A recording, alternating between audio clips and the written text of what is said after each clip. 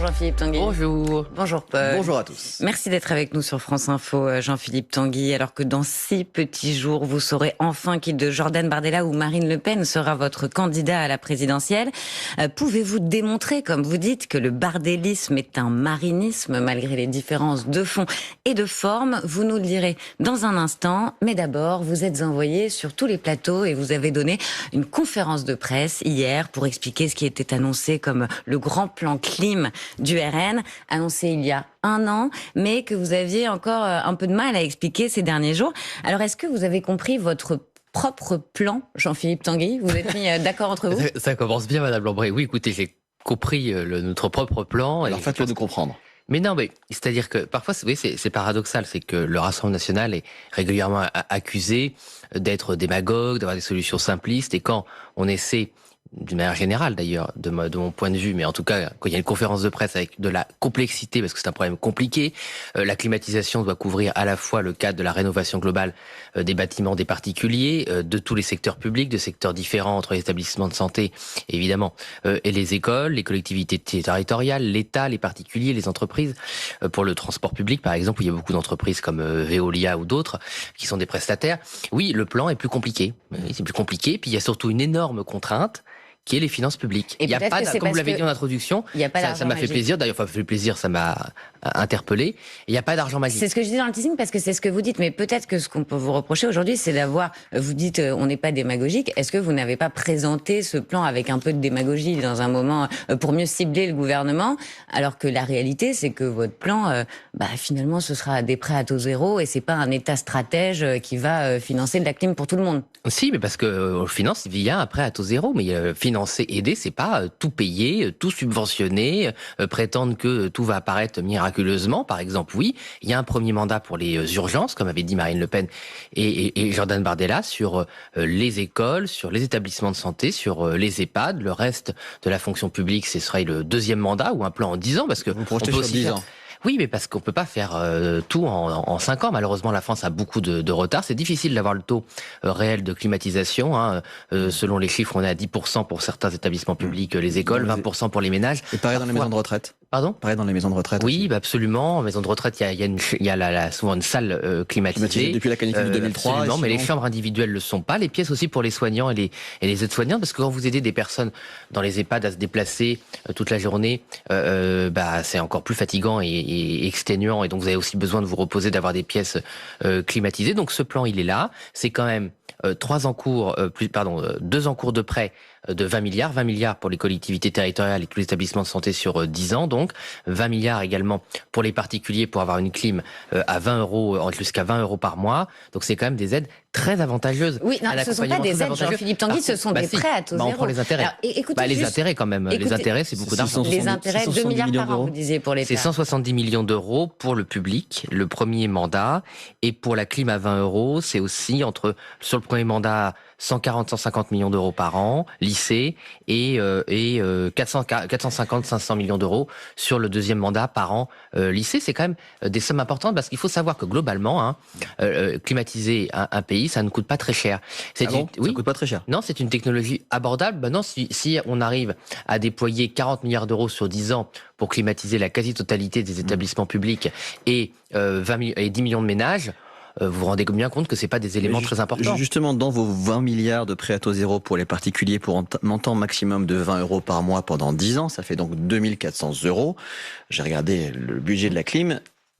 Pour climatiser un appartement ou une maison, ça coûte beaucoup plus cher que ça. Oui, alors nous, on fait plus. On avait dit, on peut pas, financer la climatisation de tous les logements, de tous les particuliers. Par contre, garantir avec jusqu'à 2400 € la climatisation d'une ou deux pièces, c'est à peu près la climatisation de 20 mètres carrés. Ouais. C'est important, c'est un geste important.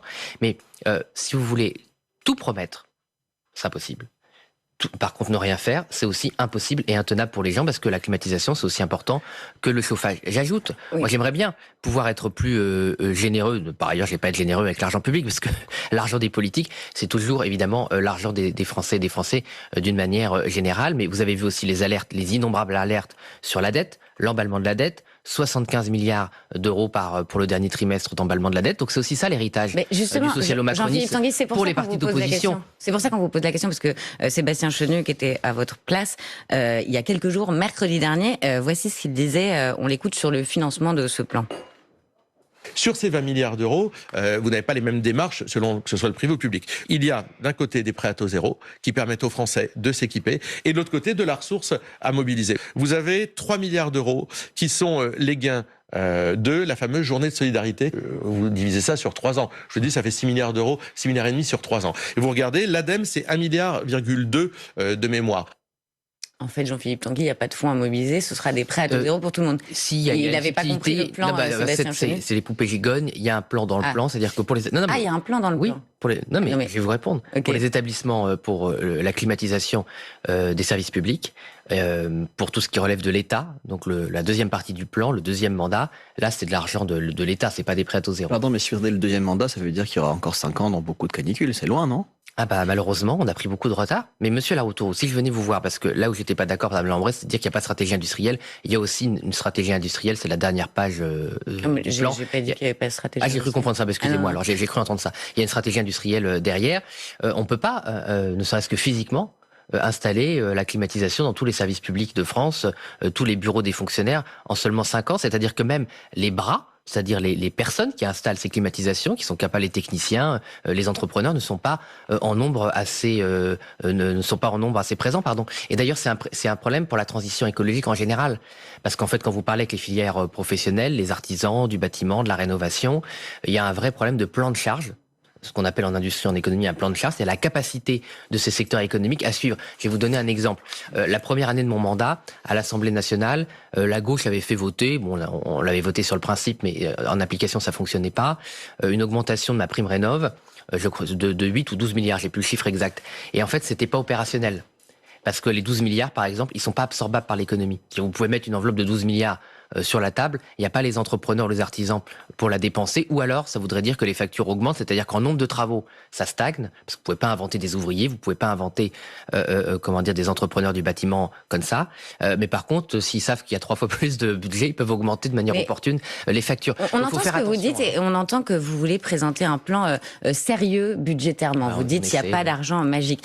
La question que l'on se pose, en revanche, c'est comment les communes qui n'ont pas d'argent vont financer ces prêts et comment les particuliers, parce que pour un particulier, pour quelqu'un qui a des revenus modestes, emprunter plusieurs centaines d'euros ou milliers d'euros, c'est pas rien. Tout le monde ne le fera pas. Donc en fait, vous assumez que ceux qui sont le plus en difficulté, peut-être, seront mis de côté par votre plan ? Alors, on n'isole pas, évidemment, cette politique, ce plan global du programme du Rassemblement national.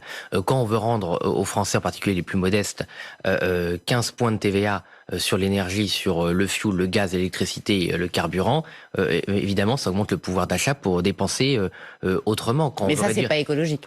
Mais si, c'est écologique, parce que vous voyez, ça c'est très étrange aussi, c'est ce point de vue que j'entends beaucoup, expliquant que baisser les taxes sur la consommation d'énergie ne serait pas écologique. Moi j'inverse la question, mais vous allez voir, ça y répond. Est-ce que la taxation des carburants énergie, qui sont des biens de première nécessité, a permis la transition écologique ? Non. Je consultais encore cette nuit les chiffres de la consommation d'essence et de gazole depuis les années 90.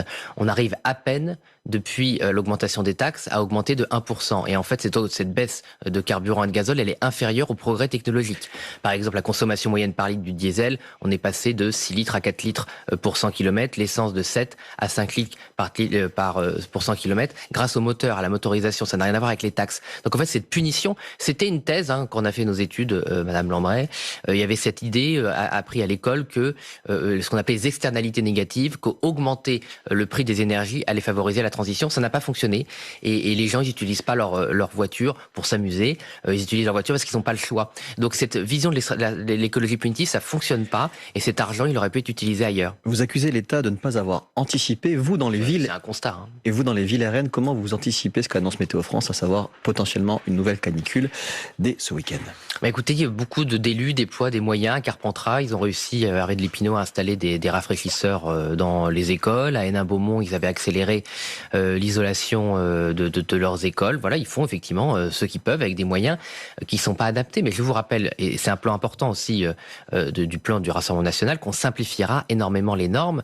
La réglementation environnementale 2020 d'Édouard Philippe, presque 2000 pages de contraintes et de règlements et qui interdisent ou découragent fortement la climatisation, on s'en débarrassera.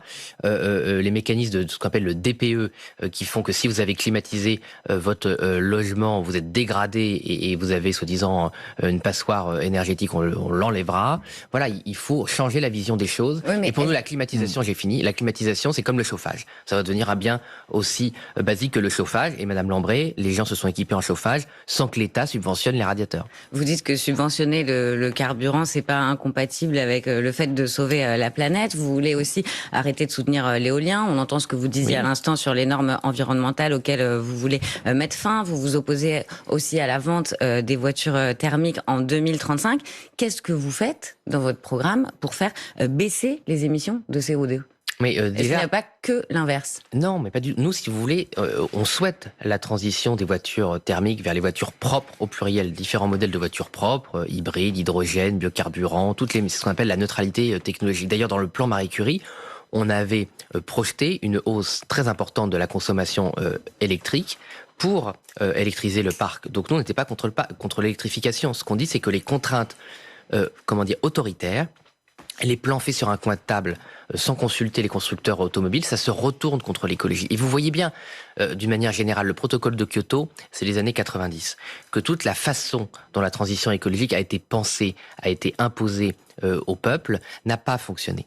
Donc moi, je veux bien qu'on continue ce qui n'a pas fonctionné, je veux bien qu'on continue à voir les températures augmenter tout en faisant la morale sur les plateaux de télé. Moi, on veut, Rassemblement national, des méthodes qui fonctionnent. Donc par exemple, pourquoi la transition nucléaire et hydroélectrique, ça a fonctionné ? Parce qu'on a augmenté la quantité d'énergie disponible pour le peuple, pour l'économie, à bas coût, décarboné. Ça fonctionne. Ce que nos adversaires appelle le technosolutionnisme, la solution par la technologie. Eh bien, Marine Le Pen, elle est technosolutionniste. Jordan Bardella, il est technosolutionniste. Donc, on croit que la technologie va nous sortir de cette affaire avec de la sobriété, évidemment, mais de la sobriété choisie. Parce que les gens auront choisi leur vie et pas parce qu'on les aura contraints. Oui, mais Jean-Philippe Tanguy, il y a ces mesures effectivement qu'il faut expliquer. Vous dites aussi que le Rassemblement national n'a jamais été climato-sceptique. On vous renvoie régulièrement aux propos passés de certains membres de votre parti, pas les vôtres, mais par exemple Julien Audoul, votre député, qui en 2019, en pleine canicule, dénonçait la communication hystérique, je cite, du gouvernement. Et il disait, moi je préférais que le gouvernement s'intéresse à d'autres sujets beaucoup plus importants comme le réchauffement islamiste. Comment vous appelez ce type de déclaration ? Et est-ce qu'aujourd'hui vous reconnaissez, est-ce que vous faites votre mea culpa ? Est-ce que vous reconnaissez qu'il y a eu des erreurs, des maladresses dans les positions ? Non, mais qu'il y ait des phrases, isolées ou pas, qui ne correspondent pas à une certaine réalité, c'est une chose. Mais le programme du Rassemblement national, ce qu'on a proposé aux Françaises et Français, et en particulier ce qu'a proposé Marine Le Pen, n'a jamais été climato-sceptique. Mais sur les mots, est-ce que vous faites votre mea culpa quand Marine Le Pen aussi minimisait la responsabilité humaine dans le changement climatique ? Mais non, mais elle n'a pas jamais minimisé la responsabilité dans le changement climatique. Le programme, par exemple, de Marine Le Pen, alors, dès 2012, c'est ce qu'on appelait le localisme. À l'époque, un certain nombre de gens se moquaient de nous, la démondialisation, arrêtée avec le grand déménagement du monde. L'empreinte carbone de la France, c'est 45 à 50% d'importation. Les voitures diesel et essence, c'est 6%. Individuel. Donc nous, on s'est attaqué aux 50% d'émissions. Il y en a qui sont obsédés par les 6%. Je vous dis pas qu'il faut pas s'attaquer aux 6%.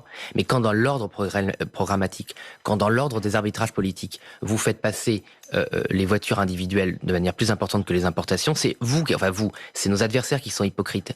Il faut s'attaquer aux premières sources d'émissions, aux deuxièmes sources d'émissions, troisième source d'émissions en priorité. Et en France, depuis 30 ans, c'est l'inverse. Les Verts ont été obsédés par le nucléaire qui participe à la lutte contre le réchauffement climatique. On n'a jamais parlé de l'hydroélectricité qui permet de résoudre beaucoup de problèmes. Et ils ont été silencieux, sur les importations, qui ont continué à s'aggraver, puisque depuis 20 ans, les importations, les émissions liées aux importations ont augmenté d'1 tiers. Donc vous voyez, en fait, il y a beaucoup d'hypocrisie. D'ailleurs, souvenez-vous du débat entre Marine Le Pen et Emmanuel Macron.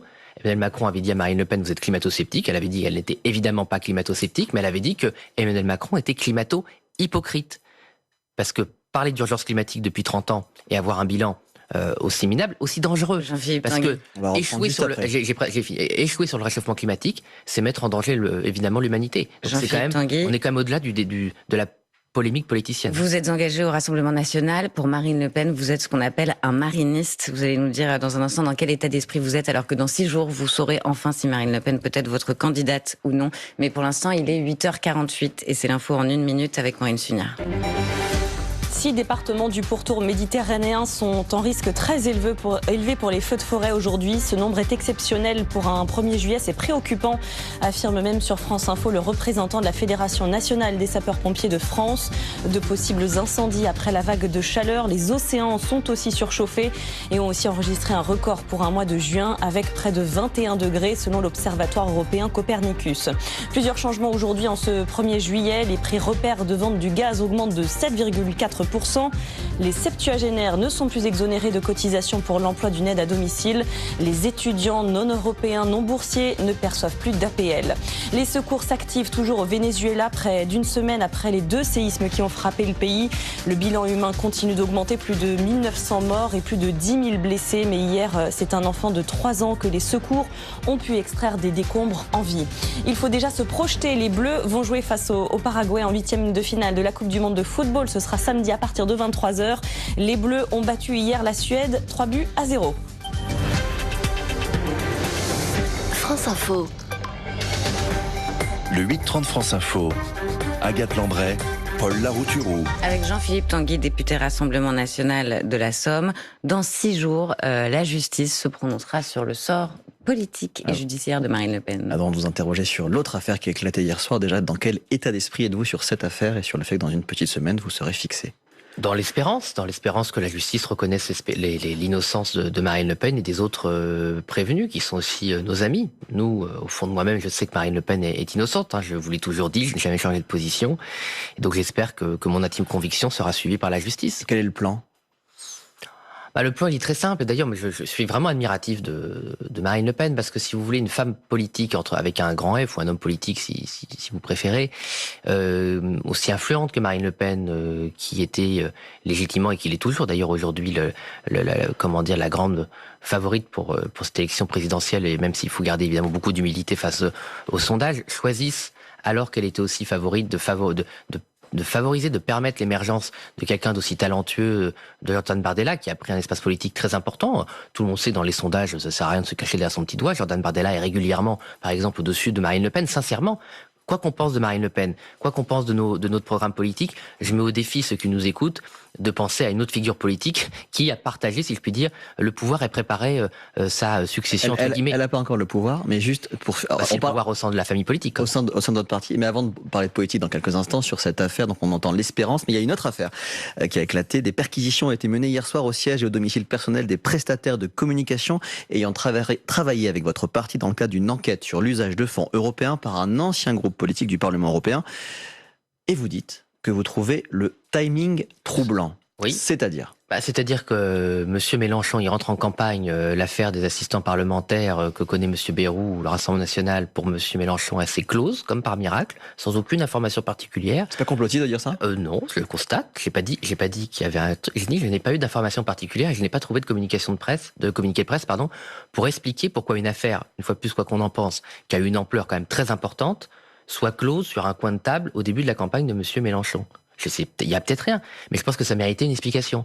Parce que quand vous avez M. Bayrou et le Modem qui ont été suivis et condamnés pour cette affaire, enfin M. Bayrou n'a pas été condamné, mais les coprévenus, oui, quand Marine Le Pen ont été condamnés pour une affaire importante, et quand M. Mélenchon, pour la même nature d'affaires, c'est classé sans suite, sans aucune information, alors qu'il commence sa campagne, je trouve ça anormal de ne pas avoir d'informations. Mais qui essaye de vous nuire? Les journalistes à qui j'en ai parlé n'en ont pas eu. Comment ? Il y a quelqu'un qui essaye de vous nuire? Vous dites c'est quoi? C'est politique? Oui, c'est l'association AC Corruption, c'est une association qui revendique vouloir nuire au Rassemblement national. Donc moi je fais confiance à la justice pour clore cette affaire le plus vite possible et qu'on ne soit pas encore pollué pour une énième fois, parce que toutes les campagnes électorales sont polluées par ces affaires. D'ailleurs, vous avez des magistrats qui prennent la parole de différentes obédiences pour dire que c'est quand même un problème que la justice, enfin en tout cas les procédures judiciaires qui sont très longues, quoi qu'on en pense, à chaque fois, parfois plus de 10 ans, soient aussi présentes dans la vie politique française. Et il y a une troisième affaire, puisque... Et j'adresse évidemment mon soutien à tous ceux qui ont été perquisitionnés parce que c'est très difficile.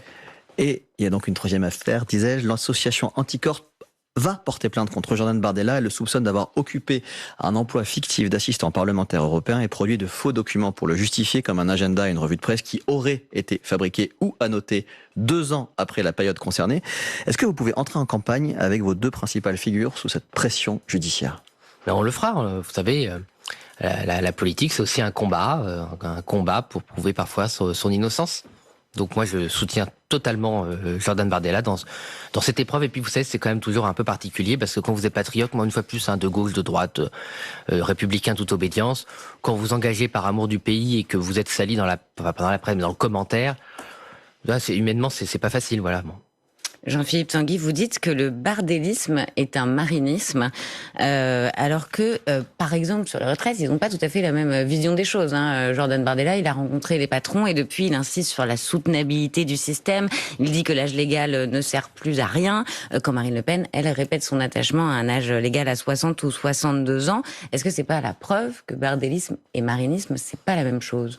Non, sincèrement, je pense que, la phrase qui a été isolée de Jordan Bardella sur le fait que l'âge de départ ne servait à rien, qui était une réponse à la proposition de réforme d'Édouard Philippe, a été mal interprétée. Parce que ce que Jordan voulait dire, c'était que, pour en avoir discuté longuement avec lui, d'ailleurs immédiatement, moi j'ai fait un commentaire sur Twitter disant que les propos avaient été déformés par les commentateurs. Non, depuis les a précisés, on voit bien qu'il y a 2 lignes différentes. Non, je ne crois pas. Je crois que la seule ligne, c'est que la justice sociale doit inclure évidemment la durée de cotisation. Et c'est lié, et la réforme du Rassemblement national de Marine Le Pen, c'était mélanger les 2 critères, l'âge de départ et la durée de cotisation. Mais la durée de cotisation conditionne l'âge de départ. Donc c'est vrai que la durée de cotisation est plus importante dans notre système que l'âge de départ, mais il y a quand même un âge de départ. Jean-Philippe Tanguy, pourtant Louis Alliot, qui est le maire Rassemblement National de Perpignan et qui est une voix qui porte au RN, il a reconnu, notamment sur les retraites, que si Jordan Bardella est candidat, il aura son propre programme et sa propre vision des choses. Pourquoi vous ne dites pas tout simplement ils n'ont pas le même programme sur les retraites? Louis Alliot, il le dit bien, Jordan Bardella aura son propre programme. Louis Alliot a parfaitement raison. D'ailleurs, Marine Le Pen a dit elle-même à Macron pour le 1er mai, dans notre grand meeting, ou en conférence de presse, enfin off, ce qu'on appelle un off de la presse, mais il y avait tout le monde, et c'était des propos quasiment officiels. Elle a dit évidemment que le candidat, si c'était Jordan, aurait sa propre marge de manœuvre, sa propre identité. Que dirait-on si Jordan Bardella était un clone pur et parfait de Marine Le Pen? Mais quand je dis que comme le bardélisme, est un mariniste, c'est que Jordan s'est engagé pour Marine Le Pen. Il a défendu, il a milité pour elle, il s'est reconnu dans ses valeurs et son programme, et dans le binôme qu'il forme aujourd'hui, il est Premier ministre d'une Marine Le Pen d'une éventuelle candidature de Marine Le Pen. Oui. Donc ce binôme, il fonctionne. Est-ce que ça signifie que Jordan Bardella, est-ce que ça signifie que Jordan Bardella sera sous la tutelle de Marine Le Pen? Parce que Philippe Ballard, qui est député Rassemblement National, a dit sur France Info Canal 16 que Marine Le Pen serait la tutrice de Jordan Bardella. Enfin écoutez, on peut avoir, vous savez, moi on fait beaucoup de plateaux avec Ballard, on est loin d'être parfait. En tout cas moi je suis très très loin d'être parfait. Ça m'arrive d'utiliser un mot qui est pas forcément heureux, qui peut être mal interprété. Moi vraiment, alors que la campagne va commencer, j'invite tout le monde, y compris les porte-paroles du Rassemblement National, a un peu de bienveillance entre les journalistes et les adversaires politiques. Faut pas surinterpréter. Est-ce que le bardélisme existe pour vous? Vous savez, maintenant, il y a des chaînes d'infos tout le temps, on parle tout le temps. Tous les mots peuvent, parfois on utilise un mot sans avoir réfléchi à son sens. Faut pas non plus surinterpréter. Mais à propos du mot bardélisme, qui est clos, est-ce que le bardélisme existe pour vous aujourd'hui? Mais non, parce que il est dans un binôme avec Marine Le Pen, il devait appliquer la politique de Marine Le Pen. Mais je n'ai jamais, d'ailleurs, plutôt les commentateurs, les journalistes qui suivent le Rassemblement National, souvent concluent plutôt que justement le bardélisme n'existe pas puisque c'était un marinisme. Moi, ça me paraît parfaitement normal. Jean-Philippe Tanguy, juste un mot. Selon Politico, le Rassemblement National envisagerait de supprimer l'âge d'annulation de la décote, c'est-à-dire l'âge auquel les cotisants peuvent partir à taux plein, même s'ils n'ont pas atteint les 42 ans de cotisation. Est-ce que vous nous le confirmez? Non, je vous confirme pas cela. Merci beaucoup, Jean-Philippe Tanguy, d'avoir répondu aux questions de France Info. Merci, à demain. Bonne journée et puis bonne fin de saison, c'est fini. Merci Jean-Philippe Tanguy. L'info continue, ne s'arrête jamais sur France Info. Merci.